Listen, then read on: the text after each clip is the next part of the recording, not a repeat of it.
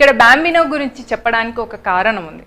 మతానికి సంస్కృతికి సంబంధం ఎలా ఉంటుందో చెప్పడానికి భారతదేశంలో భార్యాభర్తల్ని సీతారాములతో శివపార్వతులతో పోల్చడం, పిల్లల్ని కూడా ఇంట్లో చిన్ని కృష్ణుడు పెరుగుతున్నాడనో అమ్మాయిని లక్ష్మీదేవి అడుగు పెట్టిందనో ఇలా మతంలో ఉన్న దేవీ దేవతలతో పోల్చడం అనేది సర్వసాధారణం. వాళ్లకు పోల్చుకోవడానికి పెళ్ళిళ్ళైన దేవీ దేవతలు లేరు కదా, జీసస్కి తండ్రి లేడు, భార్య పిల్లలు లేరు, పోనీ ఆయన అక్రమ సంతానం కాదు పరిశుద్ధ ఆత్మ తద్వారా జన్మించాడు అని అనుకుందామంటే వాళ్ళ అమ్మ మళ్ళీ తర్వాత పెళ్లి చేసుకొని మళ్ళీ పిల్లల్ని సేమ్ అదే విధంగా కన్నారు కదా. అదే ఆయన భారతదేశంలో పుట్టి ఉంటే తండ్రి ఉండేవాడు కదా.